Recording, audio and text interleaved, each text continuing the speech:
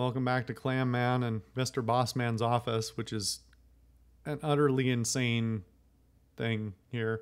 I also didn't notice until just now when I was double checking my audio levels. There's no audio in this room.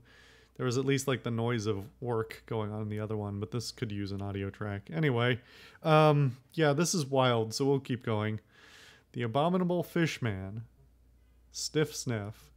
What is it? What do you smell? Man-fish. The Adorable Murdog. You're a salty little sea dog, aren't you? Yar. Yar. A portrait. I think that's supposed to be of. Proofreading, guys, please. A portrait of Sheikh Jade Yusuf al-Domani. There's a quote on the frame. I judge a man by the size of his beard, and no beard is bigger than mine. I love it when leaders are humble. Of course, no one is more humble than me. Blobby Blob, Bulldozer Champion. He's a wrecking machine. It's pretty adorable, I gotta say. I need a screenshot for reasons.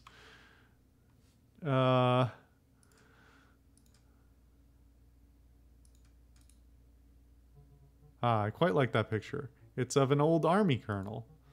Are you ever in the army, Mr. Bossman? I once thought I was, but it turned out I wasn't. Oh, okay. Still though, brings back so many memories.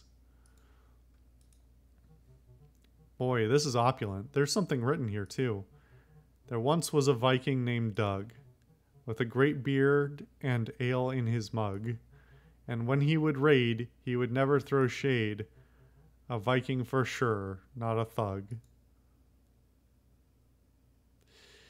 And then Anthony Bourdain. Mr. Bossman, I think the plaque has been removed from the frame on this one. I removed it myself. I make no reservations regarding that. God damn it.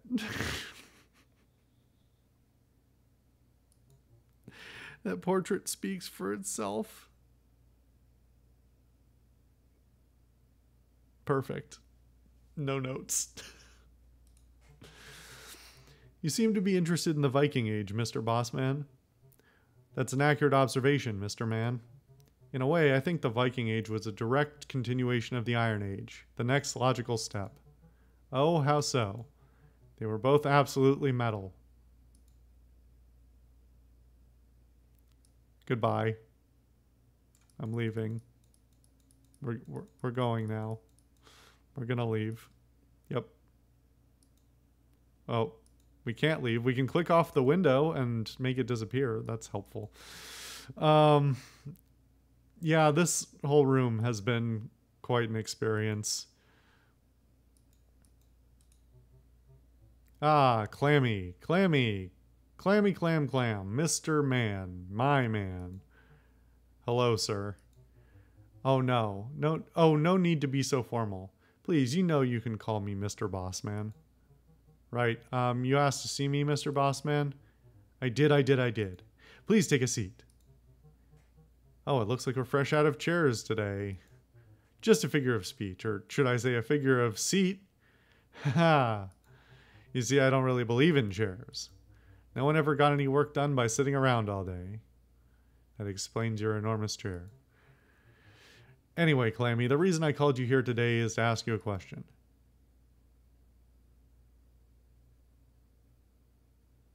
I don't know if I'm supposed to click or not, but just the fact that it pauses here is hilarious to me.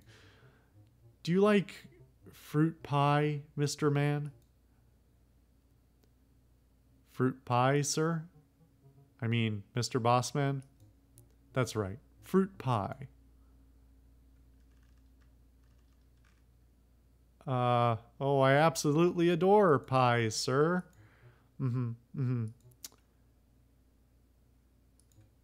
Which kind of fruit pie, Mr. Man, would you say is your favorite?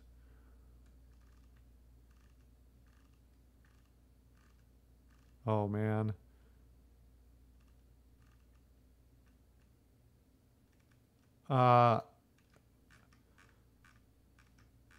It's hard to pick. I love a good blackberry pie. Aha. See, this is why you're working for Snacky Bay Prime Mayonnaise, son. That's my favorite fruit pie too. See, I don't know if that's like actually just a fluke and I managed to pick the right one, or if like based on the context here, he's just going along with whatever I say because, you know, he's got an agenda. Except that mine is probably kiwi, but they're essentially the same thing. Oh, well, that answers my question. Both fruit, both pie. I suppose so, sir. Now, I can tell you're confused. Funnily enough, correct me if I'm wrong, but I'm like 99% sure I'm right on this. Blackberry is not a berry. Kiwi is a berry. I'm going to have to double check that at some other point, but I just find that amusing. Now, I can tell you're confused. Why is this silly old sausage talking about fruit pies? Well, you see, Clammy. Can I call you Clammy? Sure. You see, Clammy, a company is very much like a fruit pie. Not a meat pie, not a pecan pie, a fruit pie. Aren't all pies pretty similar? Just a figure of speech. Now, the pastry base, that's the framework of the company. That's the tools we use, the product we sell. The basic building foundation of any successful enterprise, pastry. And the fruit filling, that's you. You and the hardworking people that place time and effort into their particular fruit pie. Sweet, tangy, delicious. Sometimes people will add some spices to the filling. Cinnamon, chocolate. These things are what we place on in our workers to bring out the best in them. I see. Trust, encouragement, motivation. You see, while a fruit may be delicious in itself, sometimes you have to season it to bring out its full potential flavor. That's why I like to sprinkle you all with my spices. Am I about to get assaulted? Walking around the office, adding a dash of trust or a pinch of motivation. I do get everyone's sweet, delicious, ripe juices. I do that to get everyone's sweet, delicious, ripe juices flowing. I don't like that at all. Yeah, me too, Clam Man. me ellipsis too.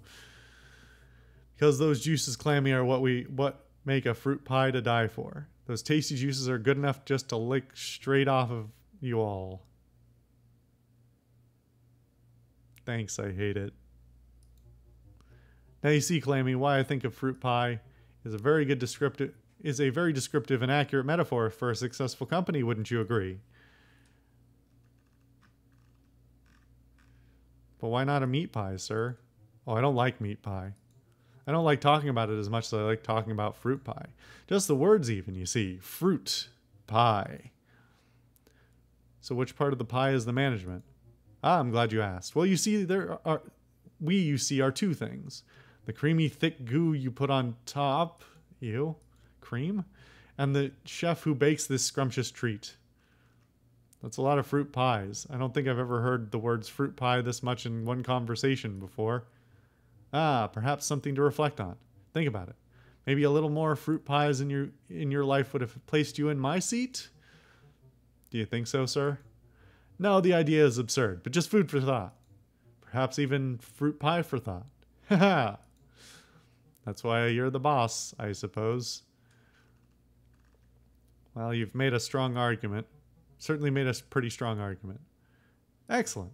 The comparison goes even deeper than that, you see. Much like the management of a company, the topping of a fruit pie sometimes realizes that it's spending more money on filling than the pastry base can sustain. Oh no.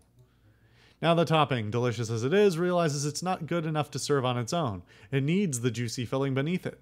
However, the guys from accounting come along, and they tell the topping that this filling is some primo expensivo fruit, and the delectable topping is forced to make some tough calls. Please no, sir. So wanting to remain within budgetary restrictions, yet still retain core competency in the pie, the topping chooses to cut a slice out. This slice was Lindsay. I swear I'll... Wait, what? Oh, so that's why Lindsay was fired? She was too expensive fruit? Yes, Clammy, I'm glad to hear you understand. Oh, I see. That's a relief. A relief? How so? Did you think did you and Lindsay not get along? No, she was real nice. I just kind of assumed that... Oh, I'm sorry to have confused you. What did you assume? Well, I can see it might have been silly of me, but I thought I was the one being let go. Oh, I can see how I made you think that. How funny. I was thinking of Lindsay all along. You're also fired, though. I'm afraid one slice of the pie wasn't enough. You see, another had to go. I don't understand. The company is doing so well. I'm not at liberty to say how well we're doing, see? But you're the boss. How can you not be at liberty to say anything? That's just a figure of speech. I don't know how we're doing. I don't like numbers. This guy is something else. This scene is great. Numbers are like a meat pie, you see? Will you stop talking about pies? Now, someone's cranky. Maybe you're just hungry. Why not get some pie? Of course I'm cranky. You firing me. Well, maybe this sort of attitude is why we're choosing to let you go. But I've been with this company for years. I just made junior sales. Why me? And you've done a really good job too. It's really a shame to see you go. But you're the one firing me. Yeah, it's a real shame. I can't believe this. Well, look at it this way. One door closes, another one opens. More specifically, the one behind you. Can't I at least take the private elevator out, like the guy you were meeting earlier? Yeah, I'd love to let you, but I don't really want to. Private elevator, Clammy. Oh, and on your way out, do you think you could tell Cheryl to order me some lunch? I'm all hungry now for some reason.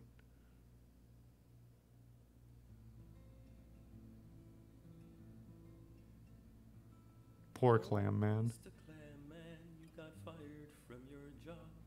That really sucks, you know. I'm going to turn the audio up a little bit. Now you're not part of any fruit pie, any size or shape. Oh no, the Clam Man can't seem to catch a break. Sitting on the subway is always kinda dull, but it sucks even more when you do so unemployed. Junior sales representative fired on the spot, assessed and discarded without a second thought.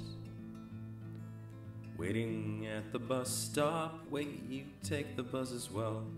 Not only do you have to ride the subway with no job, but you also have to ride a bus to get to where you live. Also, when you ride the bus, you still don't have a job. What a song. Come home to your apartment and the door is stuck again. What kind of rundown building do you even live in? Sorry, I don't mean to judge your home. It's not my place to say. Also, do you remember you got laid off today? Thanks, Mr. Singer. Oh, Mr. Clam Man, I do have to admit, as of today, your life has really turned to Okay. Wow. Okay. We'll come back and deal with this in the next episode. Oh, is it going to proceed without me? Well, I don't want to cut it until I know I have control. I hate falling asleep on the couch. Yeah, hang on, I'm coming. We'll come back to this next time.